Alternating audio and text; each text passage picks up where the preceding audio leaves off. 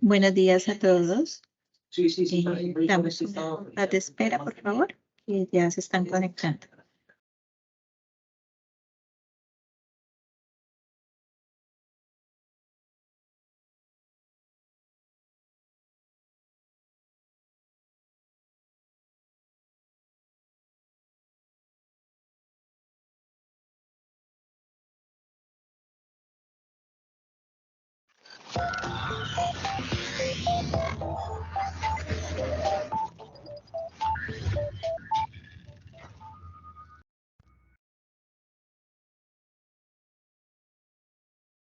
Colombian energy company Empresas Públicas de Medellín, or EPM, with a generated revenue of more than 25 billion in 2022, was hit by the Black Cat/ALPHV ransomware group. The attack affected the company's website and operations, taking the IT infrastructure down, and more than 4,000 employees were notified that they have to work from home. EPM is owned by the Colombian municipality of Medellín and is one of Colombia's largest public energy, water, and gas providers, offering services across 123 municipalities. The Black Cat ransomware group has left a generic ransom note, not specifically tailored for EPM, which claims that they have stolen corporate data. EPM is investigating the cyber incident as we speak. Acronis Cyber Protect detects and blocks ransomware like Black Cat with the included actor protection, while the simple backup solution and disaster recovery option get you back up and running quickly in the event that your systems are compromised. Thank you for watching.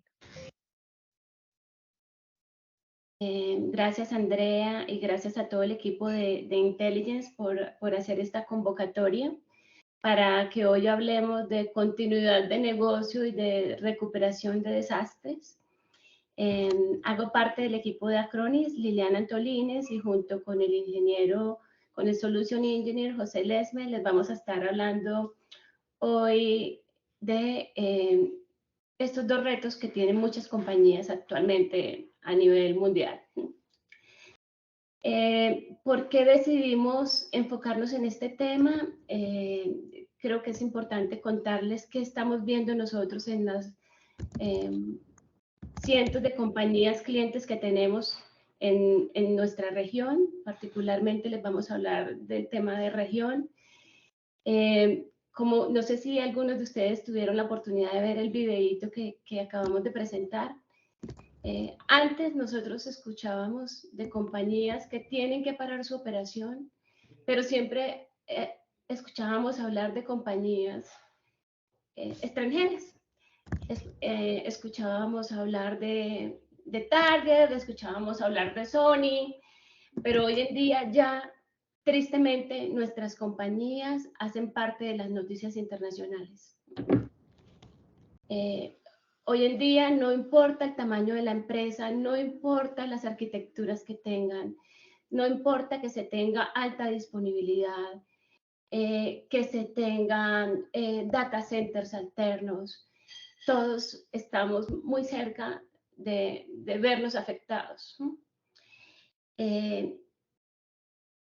Es aquí donde estamos viendo una particular preocupación en nuestra región en cómo vamos nosotros a enfrentar algún incidente que nos pase. Y no solamente hablamos de incidentes como el que se mostraba en el video, que era un tema por un ransomware, sino que ya todos estamos más cerquita de lo que son los desastres naturales.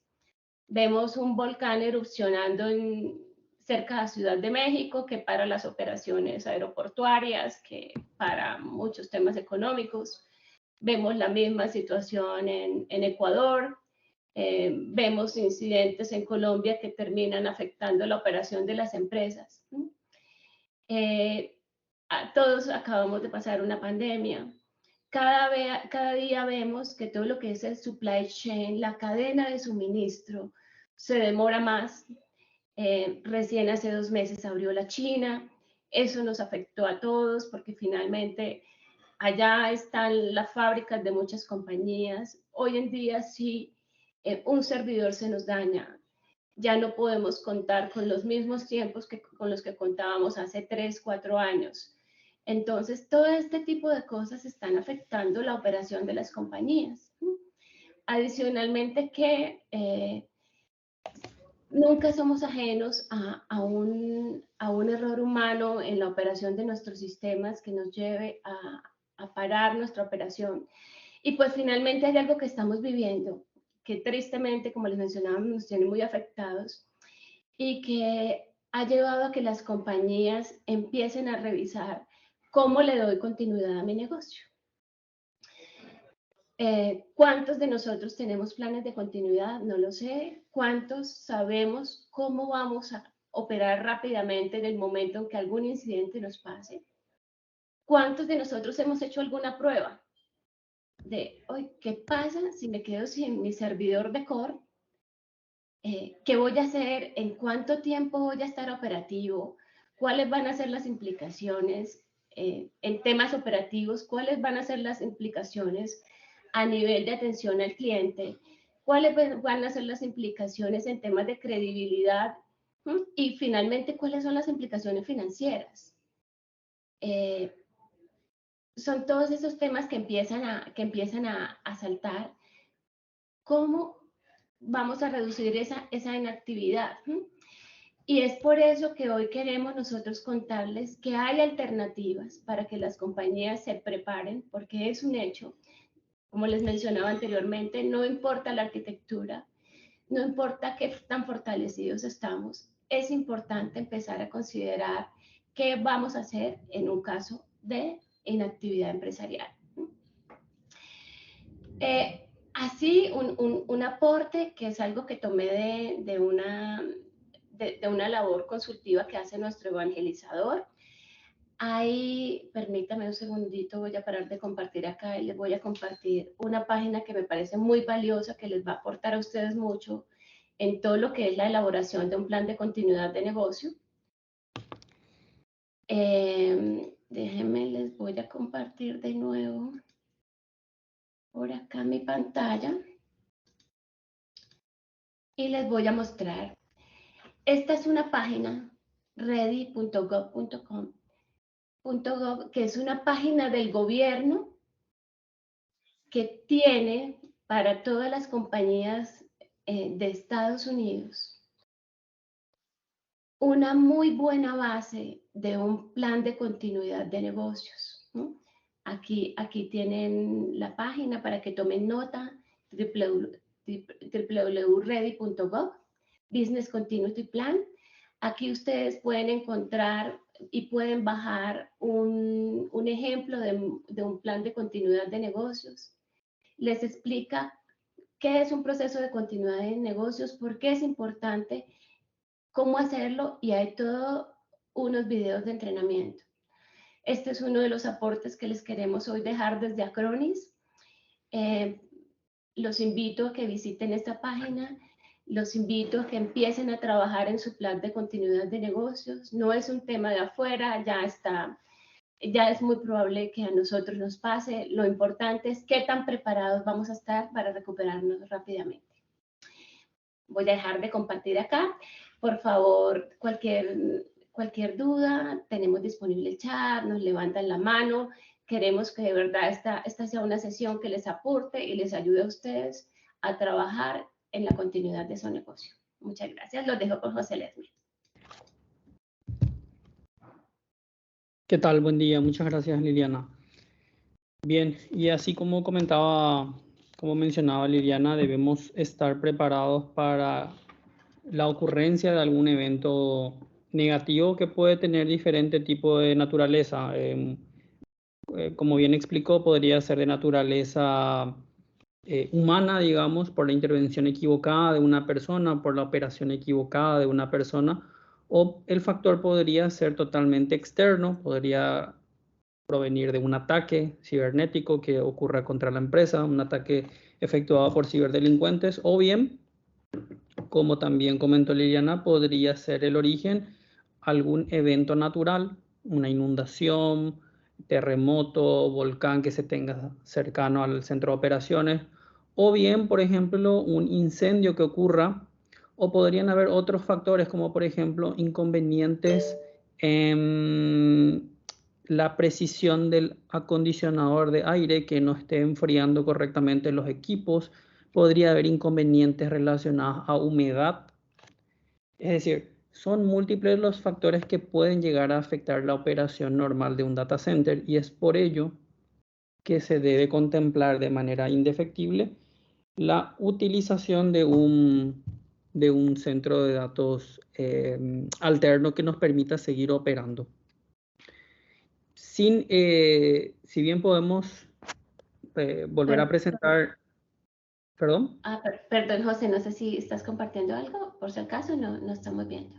Sí. Voy a compartir ahora nuevamente mi pantalla. Un segundo. Ok.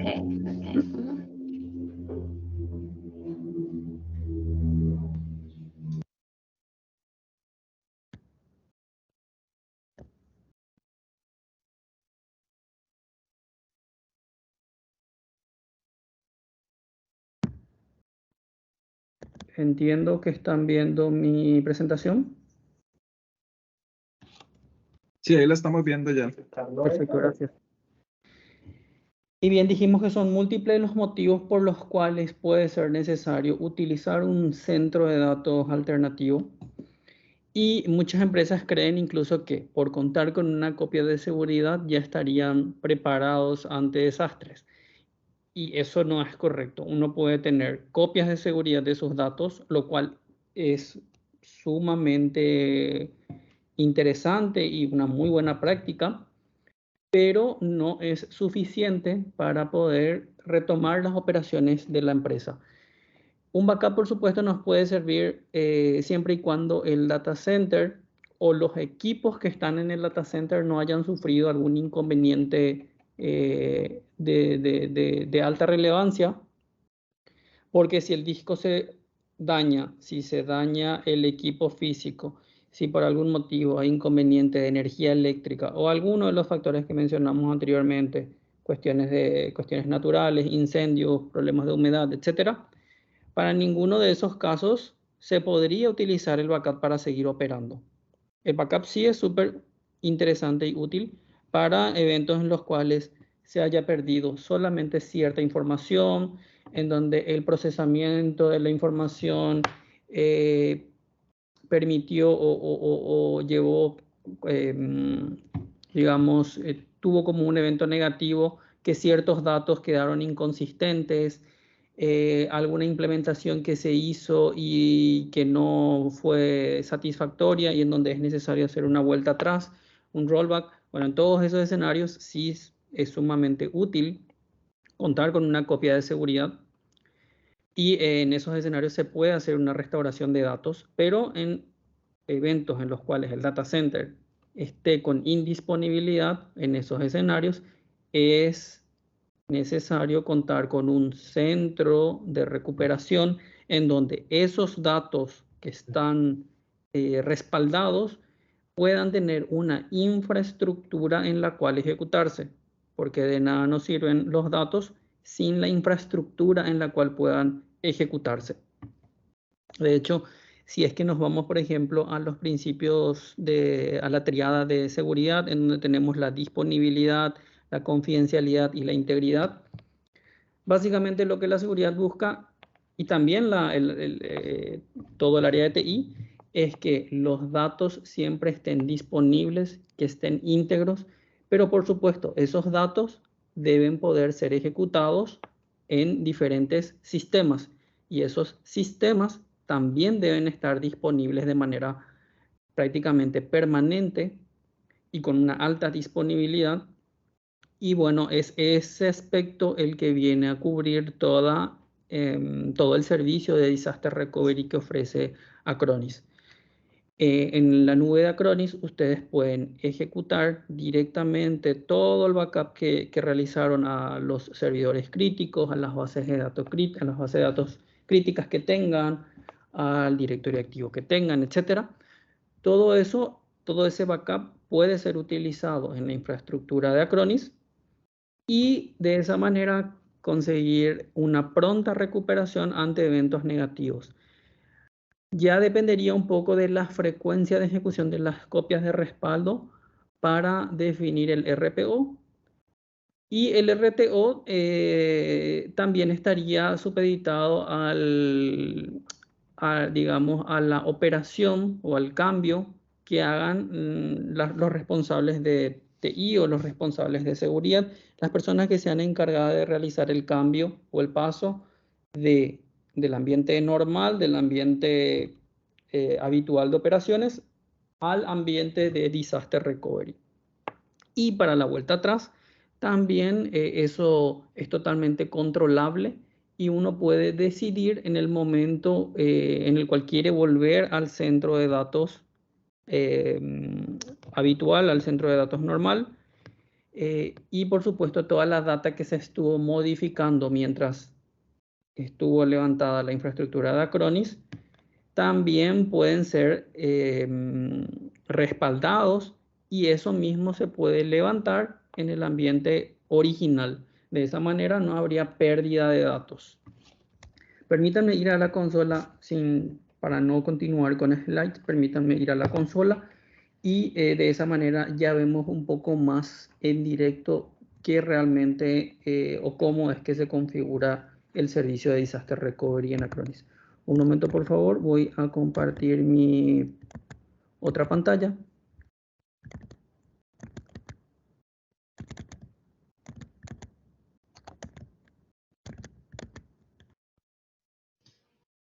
Todas las preguntas, bienvenidos, estamos por acá disponibles, por favor.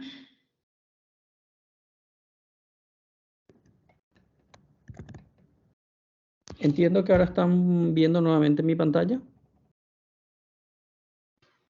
Sí. Sí, vemos tu pantalla. Perfecto. Esta es la consola Acronis y desde esta consola, que es una consola web en donde ingresamos con usuario, contraseña e incluso doble factor si es que se configura. El doble factor está disponible, por ejemplo, para el Authenticator de Google o de Microsoft. Del computador. Y bueno, desde esta consola es donde nosotros podemos configurar los diferentes servicios de Acronis, entre ellos el servicio de Disaster Recovery. Para habilitar el servicio de Disaster Recovery, suponiendo que los equipos ya están dados de alta, como en este caso, lo único que yo tendría que hacer, por ejemplo, es crear un plan. Me voy a gestión, planes de protección, y debo habilitar el servicio de backup para poder utilizar lo relacionado a Disaster Recovery. El servicio de Disaster Recovery de Acronis se basa en los backups para poder ejecutarse. Es decir, a partir, perdón, no sé si hay alguien que tiene alguna consulta o simplemente quedó un micrófono abierto. Ok, continúo. Entonces, a partir de los backups que se ejecuten, que definamos aquí, es que el servicio de Disaster Recovery podrá tomar esos backups y de esa manera levantar una réplica del servidor. Por ejemplo, nosotros podríamos definir, aquí vamos asignando los dispositivos que estarían o que conformarían el servicio de Disaster Recovery. Yo podría cambiar también el nombre de este plan y poner, por ejemplo, que este sea un plan de Disaster Recovery. Voy vinculando a dispositivos, ya sea de manera individual o por grupos. Y voy definiendo, indefectiblemente para poder utilizar el servicio de Disaster Recovery necesitamos hacer un respaldo de todo el equipo. No nos sirve solamente hacer un respaldo parcial, debemos hacer un respaldo de todo el equipo. Y en este caso el respaldo debería estar guardado en la nube de Acronis para justamente poder utilizar también la infraestructura de Acronis al momento de ejecutar el servicio de Disaster Recovery. ¿Qué ganamos? Por ejemplo, ¿qué gran ventaja tenemos al estar ya la información en la nube de Acronis?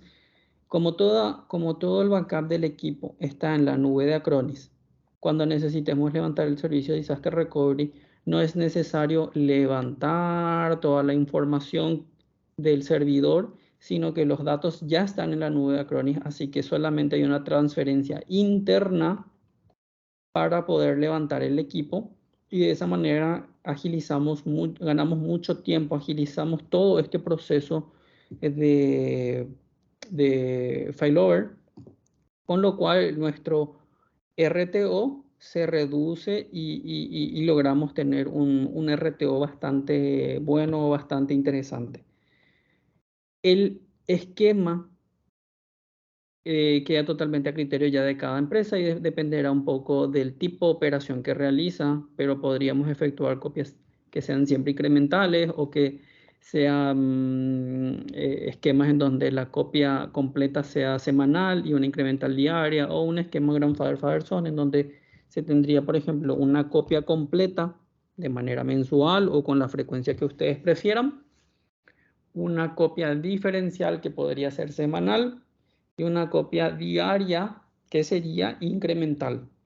De este modo, ustedes van definiendo cuál es el esquema que mejor se ajusta al tipo de operación de la empresa o a los requerimientos regulatorios que eventualmente puedan tener. Por supuesto, eso se planifica ya sea de manera mensual, de manera semanal, diaria o inclusive cada X cantidad de horas. Y esto es lo que va a definir nuestro RPO. Con qué frecuencia realicemos nuestras copias de backups, finalmente estarían definiendo el valor de nuestro RPO. Estas copias las podemos efectuar, por ejemplo, en este caso voy a elegir que se efectúen copias. Supongamos que es un servidor y yo quiero que se ejecute la copia todos los días. Y como es un servidor que está encendido las 24 horas, me gustaría que el respaldo se realice a las 22 horas, horario que ya no es un horario productivo de la empresa. Supongamos que trabaja de 9 a 18. En este caso estamos hablando ya de un horario no productivo. Así que me interesa empezar la copia, realizar la copia en este horario. Y de esta manera voy definiendo la planificación de mi copia de respaldo, que también debe estar asociada a un periodo de retención. Yo podría definir que las copias de respaldo que se ejecutan de manera mensual se mantengan por 6 meses, las semanales por 8 semanas y las diarias por 14, 15 días. Entonces, esto también va a definir cuánto tiempo, o mejor dicho, la cantidad de puntos de respaldo que voy a tener disponibles, tanto por la frecuencia de ejecución como también por el tiempo de conservación de esas copias de respaldo. Esas copias pueden estar cifradas con AES 250, realmente con AES 128, 192 o con AES 256. Y también ya quedaría a criterio de ustedes si van habilitando otras opciones, pero para lo que es netamente Disaster Recovery, se podría tener habilitado, por ejemplo, solamente lo relacionado a backup. Voy a apagar las otras opciones simplemente para evitar cualquier confusión. Entonces tenemos encendida la opción de backup y en este caso encenderíamos la opción de Disaster Recovery. Cuando le demos crear a este plan, lo que estaría ocurriendo es que se estaría generando una réplica de los servidores que nosotros elegimos aquí y se estarían llevando al ambiente de Disaster Recovery. Y aquí sí hago una aclaración importante. Siempre se debe verificar que, por supuesto, los servidores que se quieran llevar al ambiente de Disaster Recovery sean compatibles con lo que Acronis puede soportar. Por ejemplo, Acronis puede soportar Windows Server desde el 2008 R2, puede soportar Ubuntu, podría soportar CentOS, podría soportar Red Hat, entre otros. Pero también cada una de esas, digamos, ediciones de Linux, a su vez, se soporta en determinadas versiones. Siempre es importante hacer un chequeo previo si el sistema operativo que queremos respaldar se encuentra soportado por Acronis. La lista es un poco extensa.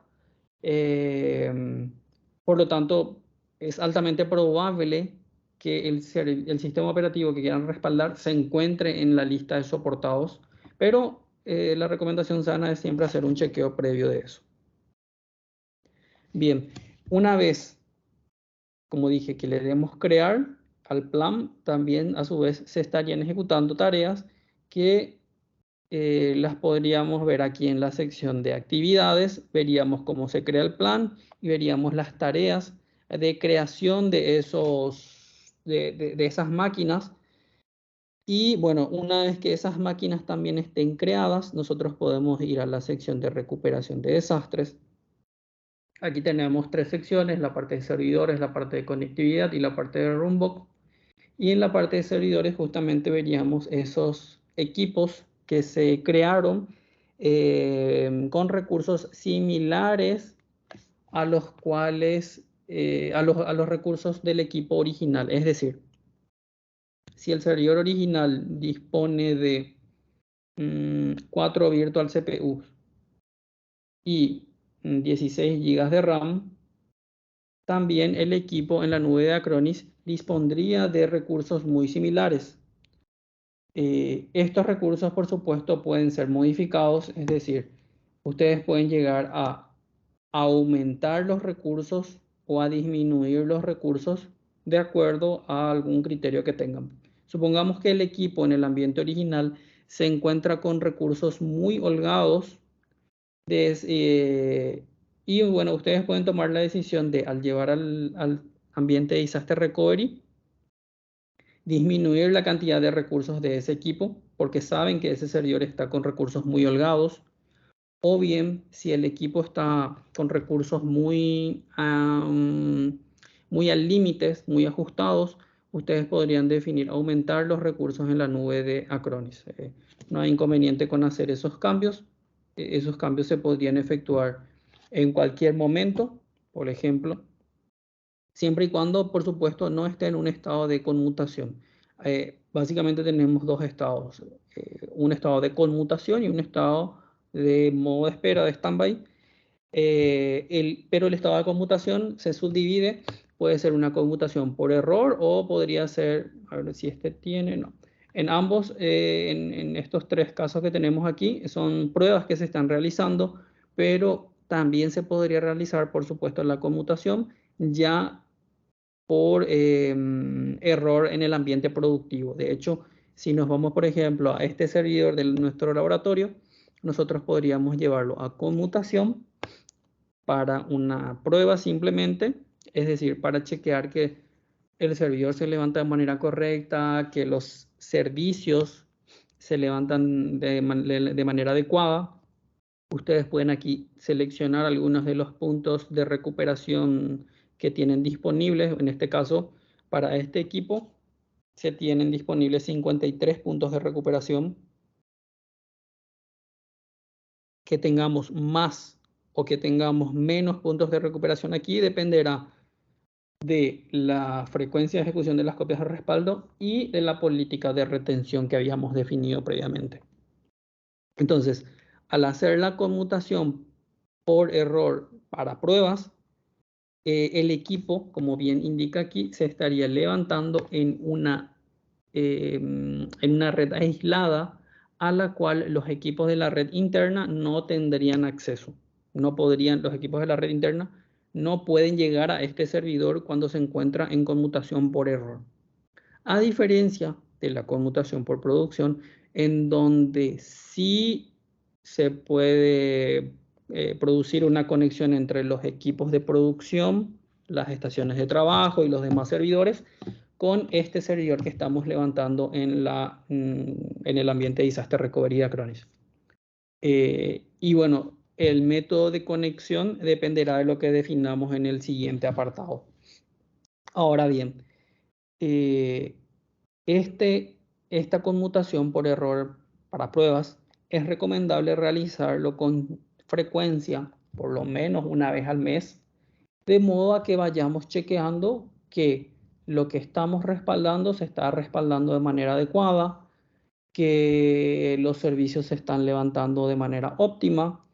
Es decir, siempre es una buena práctica, así como es una buena práctica probar los backups, también es una buena práctica probar el servicio de Disaster Recovery. Así podemos tener documentado que en tal fecha se realizó una prueba de Disaster Recovery y que el resultado fue óptimo. De esa manera estaríamos cumpliendo, por ejemplo, con auditorías internas o con reguladores, y también para nuestra propia tranquilidad, al saber que cuando necesitemos el servicio de Disaster Recovery, realmente el servicio se comporta como esperamos, como necesitamos. Y bueno, cuando necesiten ir a un cambio por error de producción, es cuestión de seleccionar esta opción y de igual manera seleccionar cuál es el punto de restauración o de recuperación que quieren utilizar. Si el servidor se dañó, supongamos que se dañó ayer, y también sabemos que los datos que estaban en el servidor o los backups que se realizaron ayer no estaban íntegros, que estaba con algún tipo de inconveniente, nosotros podríamos seleccionar, por ejemplo, que se utilice un respaldo del 30, del 29 o de cualquier fecha para atrás. Entonces, de esa manera podemos ir a levantar un punto o utilizar un punto de restauración para levantarlo en el ambiente productivo. Bien, mientras no se encuentre, como dijimos, en un ambiente de conmutación, mientras esté en stand-by, nosotros podemos hacer lo que decíamos hace rato, cambiar los recursos del equipo. Podríamos disminuir o podríamos aumentar los recursos. Por supuesto, a mayor uso de recursos, también hay un mayor consumo económico. Cuanto más recursos, como es natural, cuantos más recursos se utilicen, mayor es también el pago. Cuantos menores recursos se utilicen, menor es el pago. Por supuesto, siempre hay una relación directa. Y además de establecer los recursos, nosotros también podríamos aquí establecer unas reglas de cortafuego de modo a permitir solamente la utilización de determinado protocolo o determinado puerto o conexiones desde determinadas IPs. También podríamos agregar excepciones y de ese modo tenemos la tranquilidad de que a nuestros servidores se están conectando solamente a los puertos, protocolos y desde las IPs que nosotros definimos como administradores. Incluso nosotros podríamos habilitar y utilizar una IP pública. La IP pública se selecciona de la pool que tiene Acronis disponible. Y bueno, esta IP pública es uno de los 4 métodos de conexión que se tienen disponibles. Yo podría habilitar el uso de IP pública. Supongamos que el servidor que se dañó y que necesito levantar en el ambiente de Disaster Recovery es un servidor de provisión de, bueno, para la redundancia, servicios webs para clientes. Podría ser un servidor de compras, podría ser un portal informativo, etcétera. Y yo necesito que a ese servidor accedan no solamente usuarios de la empresa, es decir, usuarios internos, sino que necesito que ese servidor esté disponible para cualquier persona que se quiere conectar al servidor, sea desde el propio país o sea desde otro país. En ese caso, podríamos habilitar la IP pública y al utilizar la IP pública, como dije, se toma una IP de la pool de Acronis y se le asigna a este equipo. En tanto, este equipo, yo podría, una vez que finaliza mi emergencia y que termino de utilizar el servicio de Disaster Recovery y que vuelvo a mi ambiente original, yo podría de igual manera seguir manteniendo, por supuesto, el servicio activo. Es decir, los equipos pueden continuar existiendo aquí en la nube de Acronis para volver a utilizarlo tan pronto sea necesario o tan pronto ocurra otra emergencia. Mientras el equipo permanezca aquí, siempre se le asignará la misma IP pública que en un principio se le asignó.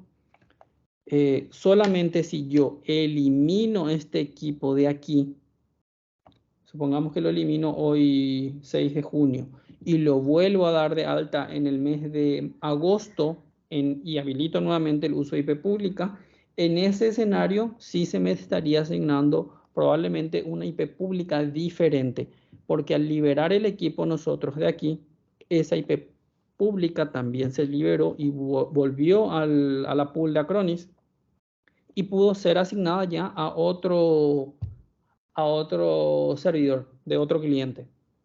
Entonces, cuando volvamos a dar de alta en agosto, quizás se nos asigne una IP pública diferente. Eso sí es que damos de baja el servicio desde de aquí y volvemos a darlo en otro momento.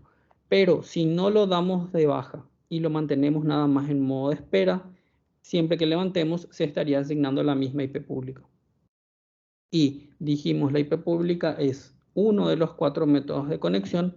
El otro método de conexión es, o mejor dicho, los otros 3 métodos de conexión son a través de VPNs.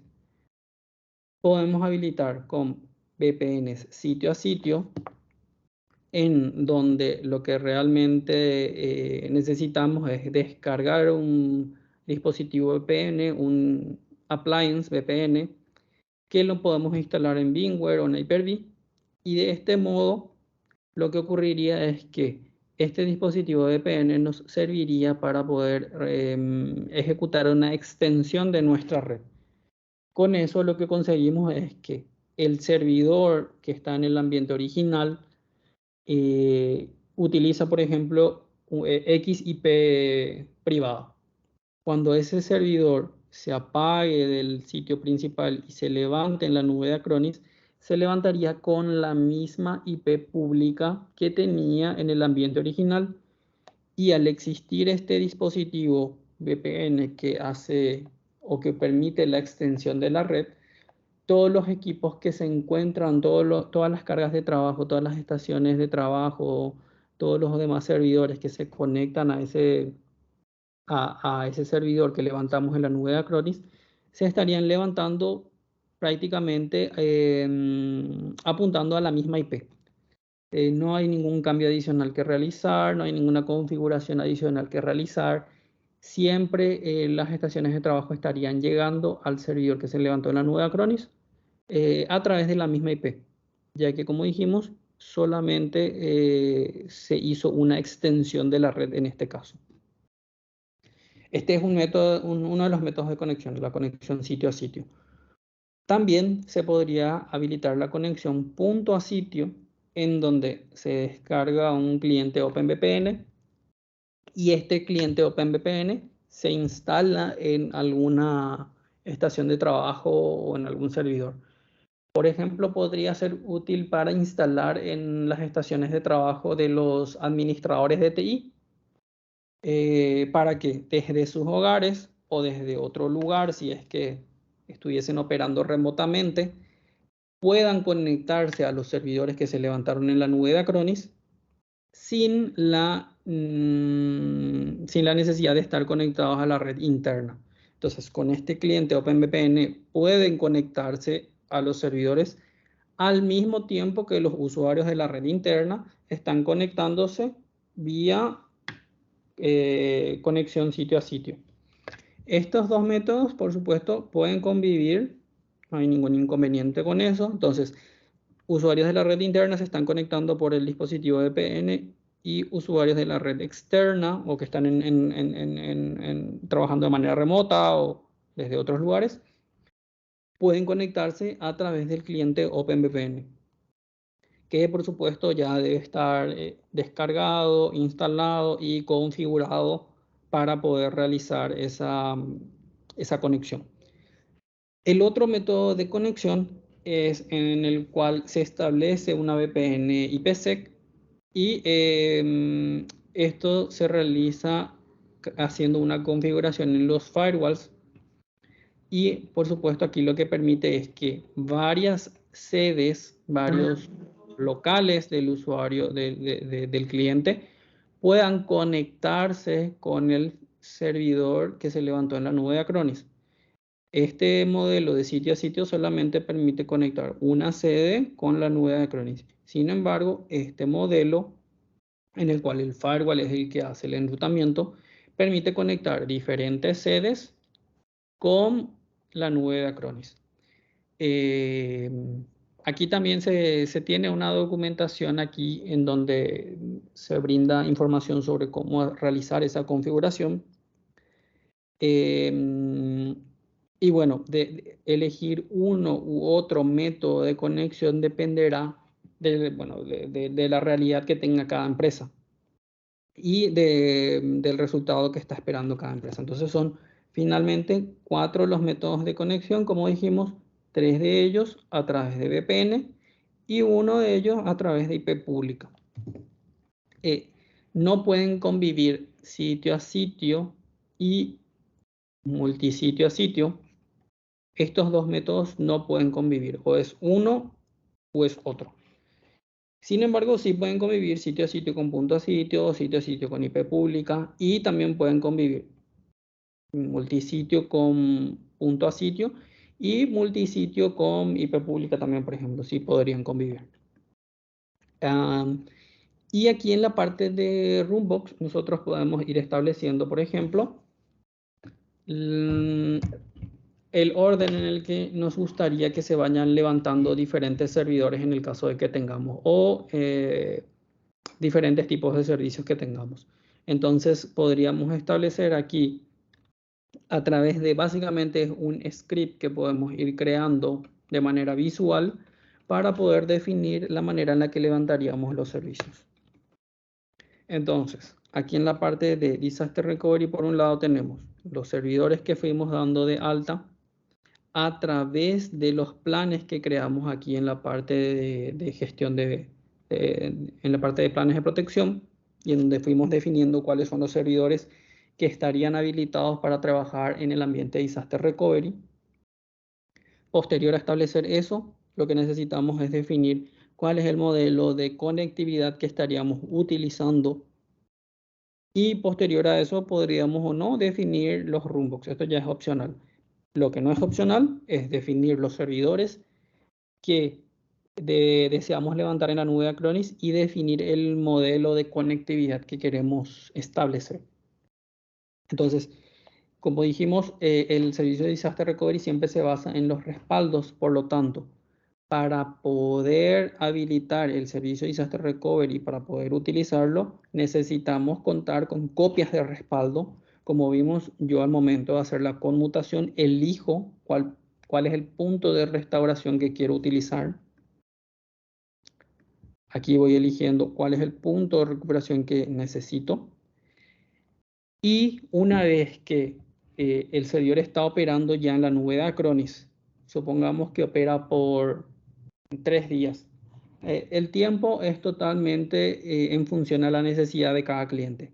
Podría estar levantado el servidor solamente por una hora, por 10 horas, por 3 días, por 15 días, por un mes, por 2 meses. No hay ningún inconveniente con lo relacionado al tiempo. Y bueno, una vez que el equipo está levantado en la nube de Acronis, claro, ese equipo puede estar recibiendo nuevos datos, pueden haber cambios que se estén realizando en ese equipo. Por lo tanto, cuando se va a hacer la vuelta atrás, cuando se va a hacer el failback, lo que ocurre es que se realiza un respaldo nuevamente del servidor que estuvo en la nube de Acronis. Ese respaldo se puede estar realizando en paralelo con la ejecución Realmente no hay a nivel de José, administración. hay una pregunta en el chat. Ok. Gracias por el aviso. Dice Oscar Valera. Buenos días. Pasado el tiempo de resguardo del backup, ejemplo 6 meses, ¿este se borra y se inicia de nuevo por el mismo periodo? ¿Cómo garantiza Acronis que la información se pueda restablecer 100% y no está expuesta a un ciberataque?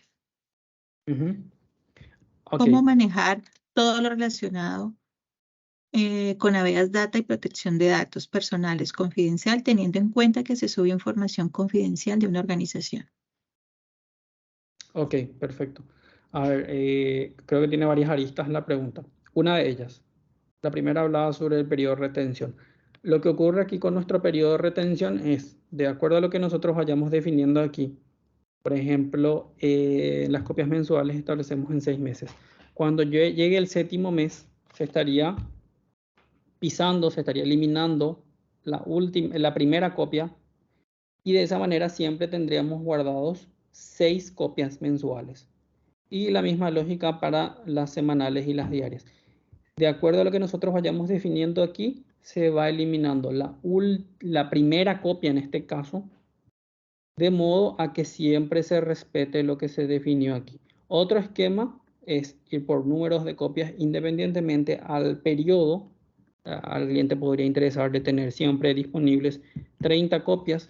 Y aquí, de igual modo, lo que ocurriría es, se realizarían las 30 copias y cuando llegue el momento de realizar la copia número 31, se estaría eliminando la primera copia. Eso por un lado. La lógica es la misma para tanto por antigüedad como por número de copias. Esa era una de las preguntas. La otra pregunta es, ok, esos respaldos que están en la nube de Acronis también pueden ser analizados desde diferentes aspectos. Podríamos ejecutar, por ejemplo, una tarea de análisis. Permítanme buscar. Podríamos realizar una tarea de análisis de esa copia de seguridad y podríamos ejecutar un anti-malware para chequear y verificar que ese respaldo no tenga algún malware adentro que nos pueda generar algún tipo de inconveniente al momento de realizar la restauración. Nosotros aquí, por ejemplo, especificaríamos en dónde se encuentra esa copia de respaldo o cuál es la copia de respaldo de todo este repositorio, cuál es el punto, cuál es el respaldo o cuáles son los respaldos que queremos analizar.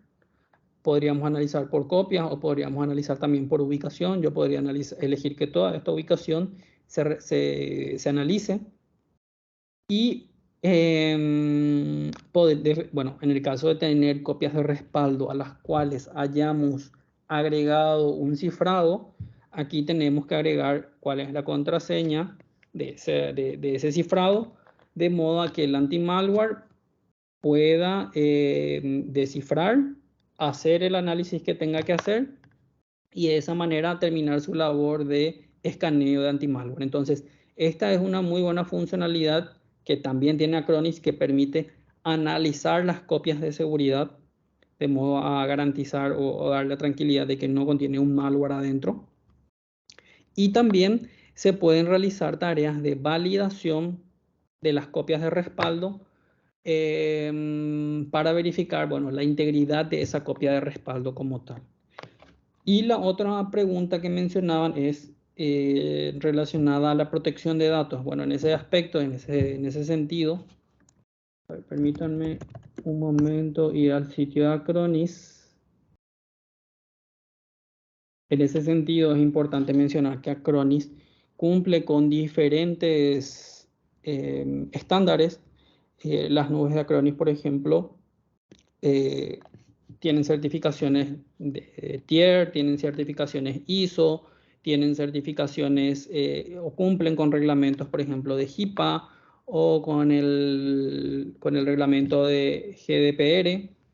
Así que para poder dar cumplimiento a estas normativas y a estas regulaciones, por supuesto, existe un gran compromiso de Acronis por la protección de todos los datos de nuestros clientes. José, también, perdón, te complemento. También sí. para las personas del sector financiero que están aquí en la sesión, Acronis es PCI Compliant, que sé que este es un tema que es vital para las instituciones financieras, bancas, seguros, servicios. Así es, así es. Y bueno, esto se da también porque mirándolo ya desde una visión y desde una óptica de negocio, el negocio de Acronis es otorgar respaldo seguro, otorgar una infraestructura en la cual se puedan levantar esos respaldos y por lo tanto es del interés de Acronis el cumplimiento de todos estos aspectos normativos para justamente dar la tranquilidad a nuestros clientes y bueno, brindarles esa seguridad de que sus datos están en un lugar adecuado y en un lugar que es auditado no solamente por una auditoría interna, sino por organismos de reconocida trayectoria. Entonces creo que ahí estaba la respuesta para las 3 preguntas que habían efectuado. No sé si hay otra pregunta más. Sí, Andrés, José. ¿alguna otra? Dale. Sí. La Ya. pregunta anterior. Según el ingeniero Ángel Argos, Puntos de retención. ¿cómo funciona el licenciamiento en la infraestructura Acronis para el desastre recovery bajo Windows? Creo que Ahí, por dicho ejemplo, claro, si podrías repetir, por favor. eso. ¿Cómo funciona Puntos de retención. el licenciamiento en la infraestructura Acronis para el desastre recovery bajo Windows? ¿Dónde podemos ver esta configuración?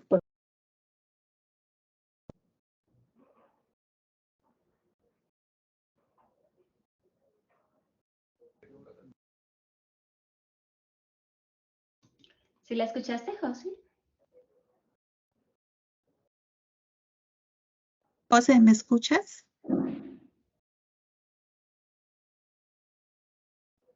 Hola, ¿me escucha? ¿O estás en mute? De pronto que no te escuchamos. Ah, estás en mute, José. Por eso no te escuchamos. Perdón. José, ¿nos Ajá, escuchas? sí. Creo Ok, que ahora Ahora te, sí. te Estabas repito la en mute. pregunta. Dice No, el no, ingeniero, sí. dice el ingeniero Ángel, ¿cómo funciona el licenciamiento en la infraestructura Acronis para el desastre recovery bajo Windows? Ujú. El servicio básicamente tiene dos costos asociados, un costo fijo y un costo variable. El costo fijo sería por contar con el servicio habilitado, por tener habilitado el servicio de Disaster Recovery. Y el costo variable ya sería en función al uso y al tiempo, a la cantidad de recursos utilizados del servicio de Disaster Recovery. Es decir, por supuesto, no es lo mismo una empresa que utilice solamente por un día el servicio con 4 virtual CPU y 16 GB de RAM, que una empresa que utilice 8 virtual CPUs, 32 GB de RAM y que utilice el servicio por 15 días. Entonces, es proporcional a la cantidad de recursos utilizados y al tiempo de utilización para definir un costo. Eso estaría relacionado a lo que mencioné del costo variable. Entonces, hay un costo fijo por la utilización del servicio y un costo variable, mejor dicho, hay un costo fijo por tener habilitado el servicio y un costo variable que ya depende o está en función a la utilización del servicio.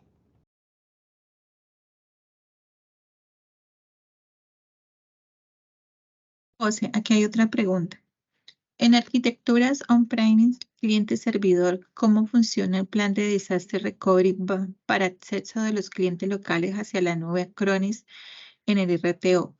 ¿Y cómo funciona el licenciamiento Windows Server, SQL Server y las redes y las caldas?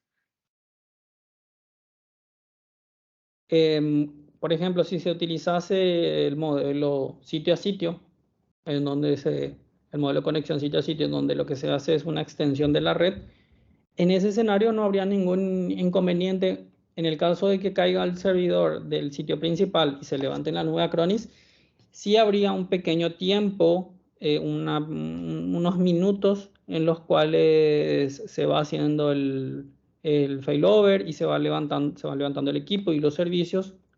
Pero una vez que el servidor ya está arriba en la nube Acronis, los usuarios internos que están utilizando en este caso este sistema cliente-servidor se estarían conectando de manera transparente porque, como dijimos, la IP es la misma.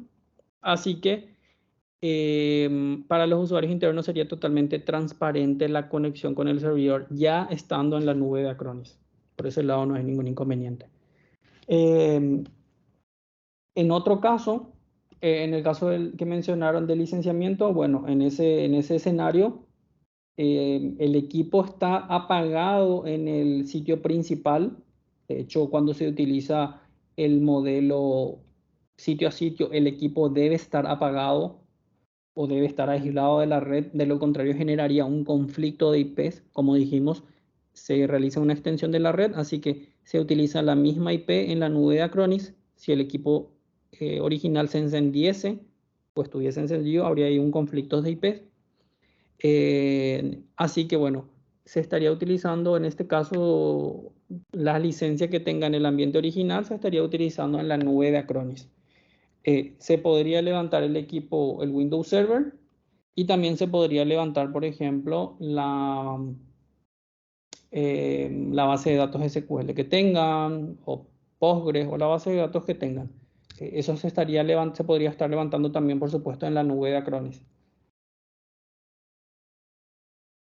Por el lado de Acronis, digamos, no corre ningún tipo de licenciamiento de sistema operativo y demás.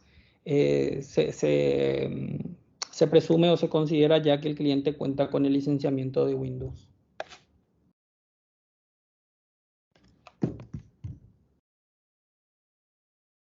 ¿Alguna consulta adicional?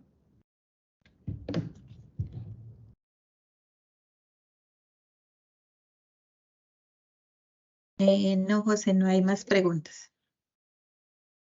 Ok. Gracias. Muchas gracias por compartir con nosotros este tiempo. Espero